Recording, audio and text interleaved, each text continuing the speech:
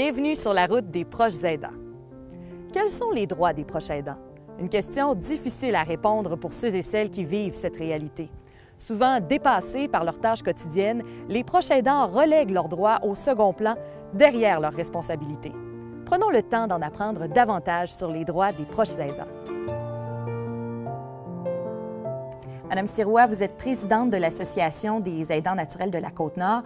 Parlez-moi des services que vous offrez pour aider les proches aidants à en savoir plus sur leurs droits. Sur leurs droits, les gens ont beaucoup peur de porter plainte. Ils ne savent pas qu'ils peuvent porter des plaintes. Ils ont peur de représailles. Nous autres, on est là pour les aider et pour acheminer avec eux autres leurs plaintes. On les envoie dans différents services qu'il y a dans notre secteur. Et les gens, ils adorent ça parce qu'on est là pour être avec eux autres, on les accompagne. Et puis, ils déposent leurs plaintes. Je suis en compagnie de Mme Réjeanne Lepage, fiscaliste chez Mallette. Mme Lepage, les proches aidants ont droit à quoi exactement au niveau fiscal? En fait, les gouvernements ont mis en place des crédits d'impôt qui sont là pour venir en aide à certains proches aidants ou encore directement aux personnes qui sont limitées physiquement ou mentalement. Et le gouvernement considère qu'ils peuvent contribuer à désengorger le système de santé publique. Alors, c'est la raison pour laquelle ils veulent les aider financièrement. Et l'accessibilité à certains de ces crédits passe premièrement par un diagnostic médical que le médecin doit signer, en fait, sur un formulaire prescrit par les autorités gouvernementales. Est-ce que ces formulaires prescrits-là sont émis automatiquement ou on doit absolument les demander au médecin? Non, en fait, ce n'est pas automatique. La personne qui est limitée ou encore son proche aidant ou une personne mandataire doit se procurer ces formulaires prescrits-là directement auprès des autorités du gouvernement du Québec et du fédéral parce qu'il y a 2 formulaires et l'apporter à son médecin pour que le médecin puisse le remplir. Mais c'est chose commune pour les médecins là, de remplir ces formulaires-là. Donc, est-ce qu'il y en a d'autres, des crédits comme ceux-là? Oui, il y a d'autres crédits, effectivement, qui s'adressent directement aux personnes qui sont limitées mentalement ou physiquement. On parle du crédit pour personnes handicapées, crédit pour maintien à domicile. On parle aussi du crédit pour frais médicaux et la possibilité de demander une séparation involontaire au gouvernement. Donc, effectivement, ça peut être complexe. On peut avoir de la difficulté à s'y retrouver. Alors, c'est pour ça que c'est important à ce moment-là de consulter une firme spécialisée comme chez Mallette qui va vous aider à vous assurer de ne pas passer à côté des crédits d'impôt auxquels vous avez droit. Et si jamais vous entendez cette capsule et que vous avez l'idée, bien, j'ai peut-être oublié un crédit dans une année passée auquel j'avais droit, c'est important de savoir qu'on peut retourner 10 ans en arrière pour pouvoir réclamer ces crédits-là, donc il n'est peut-être pas trop tard pour le faire.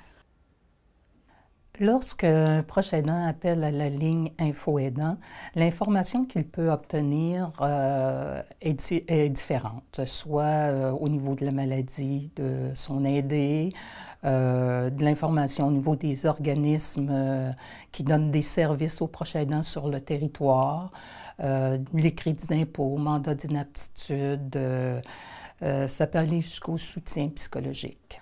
Au niveau de la ligne Info Aidant, l'information que le proche aidant peut aller chercher au niveau des crédits d'impôt, en premier lieu, c'est de savoir qu'il existe 27 crédits d'impôt aux 2 paliers gouvernementaux. Et de ces crédits d'impôt-là, il existe des crédits remboursables, c'est-à-dire que c'est offert à tout le monde, peu importe qu'on paye de l'impôt ou pas. Et qu'il existe des crédits non remboursables et ceux-là sont pour les personnes qui paient de l'impôt. Au niveau provincial, il y a 13 crédits d'impôt, dont 9 qui sont remboursables. Et remboursables, c'est un peu comme la TPS-TVQ, l'exemple typique. Donc, c'est intéressant pour un proche aidant de savoir qu'il est possible d'aller chercher, lorsqu'on ne travaille pas et qu'on ne paie pas d'impôt, 9 crédits d'impôt au provincial et 4 au fédéral, ce qui fait un total de 13 crédits d'impôt disponibles. Le proche aidant, à ce moment-là, il doit contacter la ligne Info Aidant qui va lui donner l'information. On réfère le proche aidant à une firme de fiscalistes. La firme va pouvoir remonter 10 ans en arrière dans le dossier du proche aidant, avec l'autorisation naturellement du proche aidant. C'est un service clé en main. Autrement dit, le proche aidant n'a pas à fouiller dans ses dossiers 10 ans en arrière. C'est la firme qui va faire tout le travail. Donc, en plus, c'est un service gratuit. Par contre, s'il y a un retour d'impôt que la firme va chercher, il y a un 10 % qui va être chargé au proche aidant. S'il n'y a pas de retour d'impôt, c'est gratuit. Outre les 27 crédits d'impôt auxquels les proches aidants ont droit, il existe une prestation de compassion. Ça s'adresse à une personne proche aidante qui travaille et qui doit s'absenter pour s'occuper de quelqu'un de très proche dans sa famille qui est atteint d'une maladie grave qui pourrait entraîner la mort dans les 6 mois. Donc, cette personne a droit à 6 semaines d'assurance-emploi.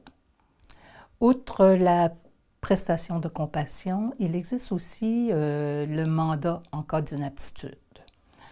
Un mandat en cas d'inaptitude s'obtient par une évaluation médicale faite par un médecin, naturellement, et une évaluation psychosociale faite par un travailleur social.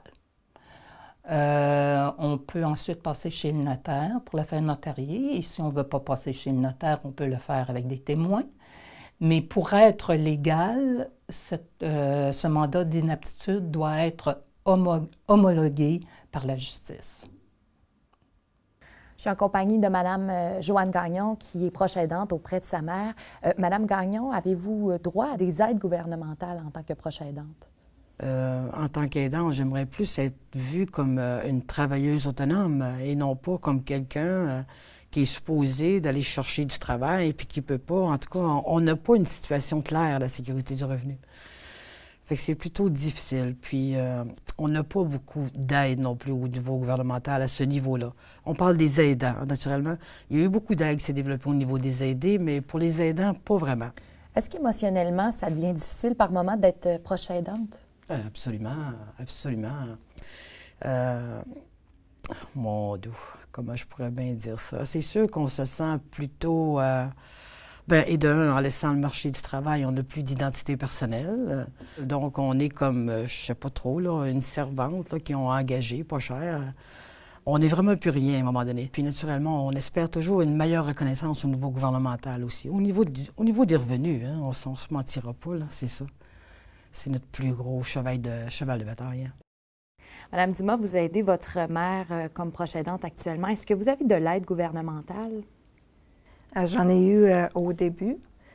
C'était par le médecin. J'ai fait des démarches aussi pour obtenir sa tête. Ça a pris un certain nombre de temps. C'est sûr, comme les crédits d'impôt, j'avais pas le droit parce que j'étais sa fille. Puis si je voulais avoir du répit, je ne pouvais pas engager mon frère ou mon père parce que c'est ça, c'était pas permis. Il fallait que ce soit quelqu'un pas de la famille.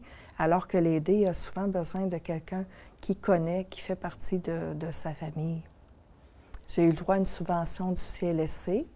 J'avais besoin de 51 heures par semaine parce que moi, je travaillais, mon père travaillait aussi. Mais c'est sûr que c'était pas un gros montant, c'était 5 piastres de l'heure. Puis il fallait en plus trouver les dames de compagnie, donc je devais gérer des employés, des payes, des horaires et tout ça.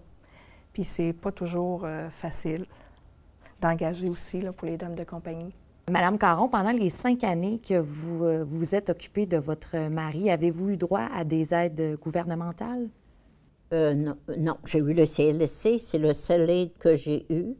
Mais après ça, le gouvernement ne nous aide pas. Même ce que j'ai trouvé très difficile, ça a été pour avoir plus d'aide monétairement, là. Un travailleur, une personne, je ne sais pas, là, en tout cas, m'a dit, demande une séparation involontaire.